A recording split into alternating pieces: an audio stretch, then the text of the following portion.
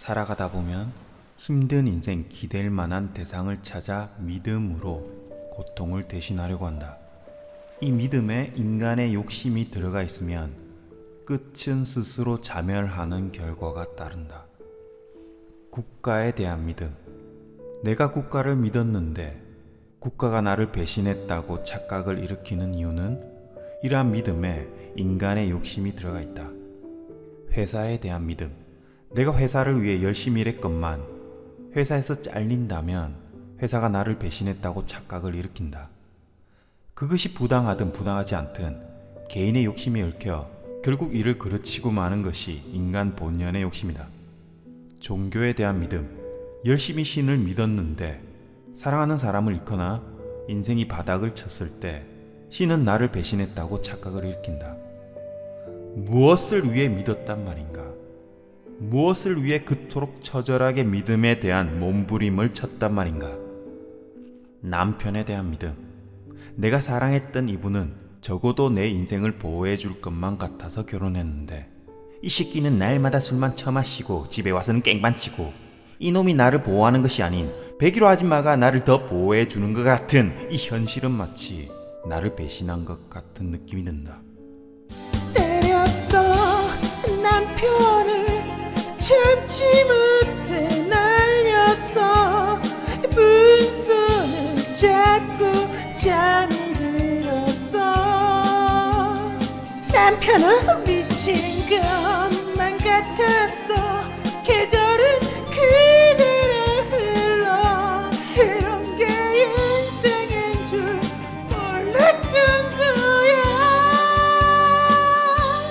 고소해보면 상관계수라는 것이 있습니다. 자신의 상관계수는 과연 얼마나 되는지 아래 항목을 스스로 체크해보세요. 인간의 역사에서 나타나는 계급사회 내 노예 및 노비는 당연히 있어야 된다. 1번 매우 그렇다. 2번 있으면 좋다. 3번 양반 칠할 옆차기 같은 소리하고 자빠졌네. 한 가정에서 가장의 역할은 사회의 발전과 조직의 발전 및 가정의 경제 척도를 정하는 데 매우 중요하다고 가정한다면 부인의 역할은 그에 맞춰 열심히 희생하며 내조해야 한다. 1번 당연히 그렇다. 2번 하면 좋다. 3번 내조 같은 소리하고 자빠졌네. 걔 10주 만들어버리겠다. 만약 남편이 외박하여 다음날 아침에 고주망탱이가 되어 들어왔다고 했을 때 취해야 할 부인의 행동 양식은 1번 그래도 하늘 같은 남편이자 우리 가정의 경제를 책임지고 있기에 아무 말 없이 고생했다며 다독여준다. 2번 째려보기만 한다.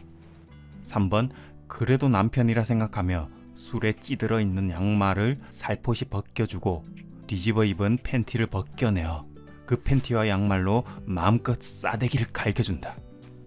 자, 점수를 매겼나요? 3점 미만으로 나왔다면 당신은 부인을 부려먹는 남편이거나 정치계에 진출할 수 있는 자격을 갖추었습니다. 만약 30점 만점으로 나왔다면 당신은 지금 뭐하고 있는 것인가? 지금 당장 잔다르크의 정신을 받들어 홍길순이가 되세요. 그대를 정관을 다루는 정다르크 슈퍼 상관이라 칭한다. 이러한 내용을 깊이 공부하시려면 연애자평 부록에 나와 있는 것을 본 듯하니 참고해주세요.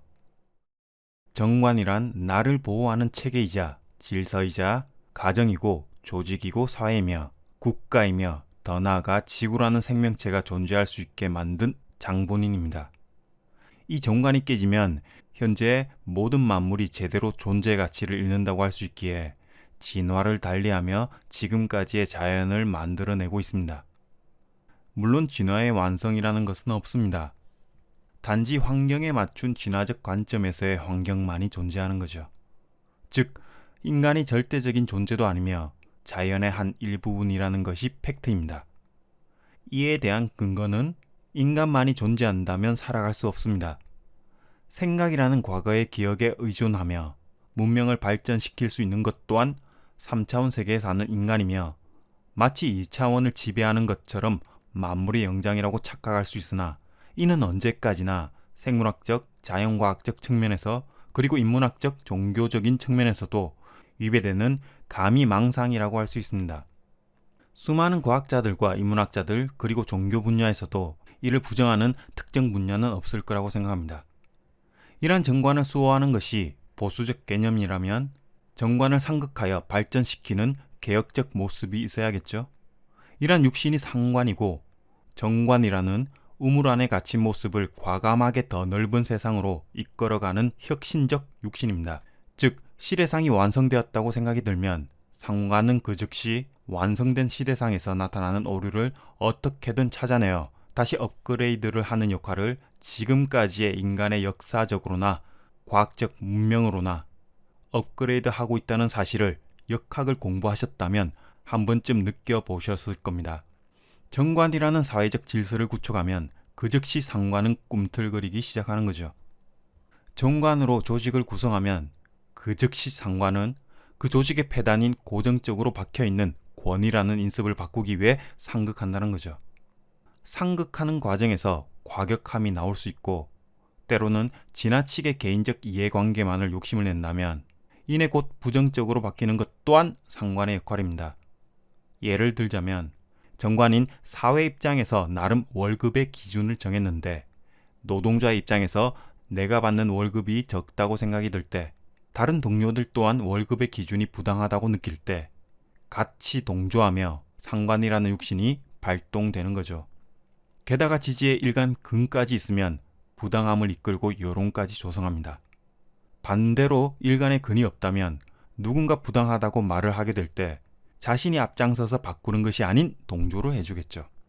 여기서 짚어봐야 할 상관의 근거는 내가 부당하다고 생각이 드니 정관의 입장을 고려하지 않게 되고 감정만 앞세운다는 점입니다.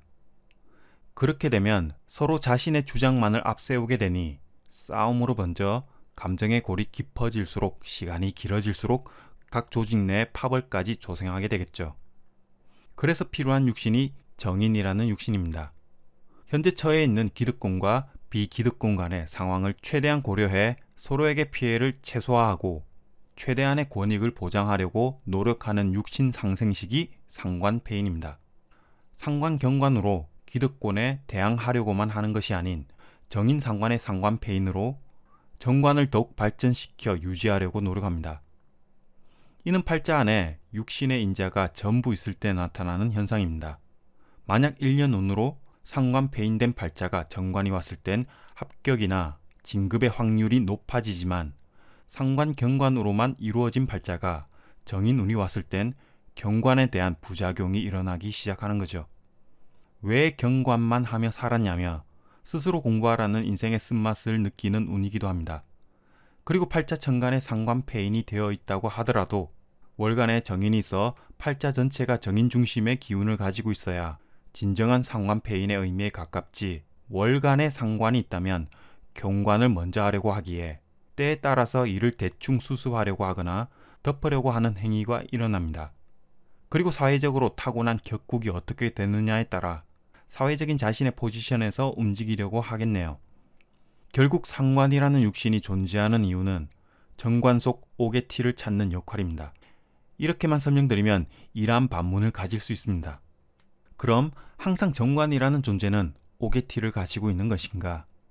그래서 상관이 존재하는 것인가에 대한 의문, 또한 상관이라는 육신이 필요 없이 정관이라는 조직을 처음부터 잘 만들어 놓아 누구나 불만 없이 조직과 국가, 더 나아가 인간이라는 존엄성을 만들어 놓으면 안 되는 것인가에 대한 근본적인 질문이 나올 수 있습니다.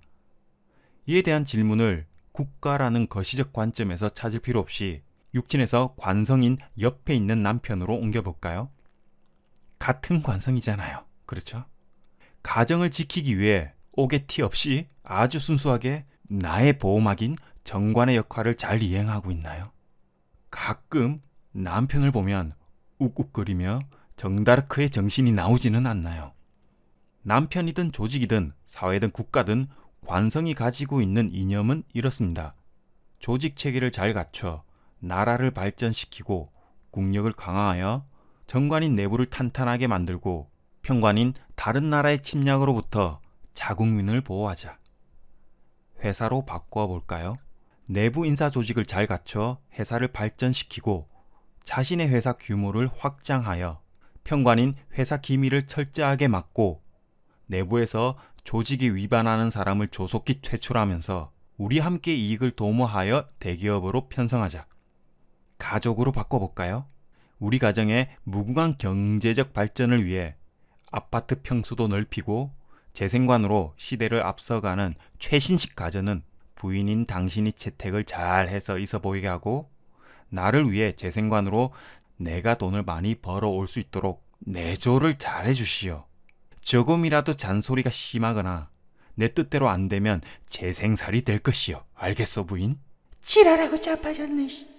이란 남편을 보니 답이 나오나요? 인간의 욕심이 들어가 있기에 서로 잘 안 되죠. 이를 풀기 위해 태어났다고 매번 강조하고 있습니다. 또한 자신이 가지고 있는 지금까지의 습관 때문에 잘 안 되죠.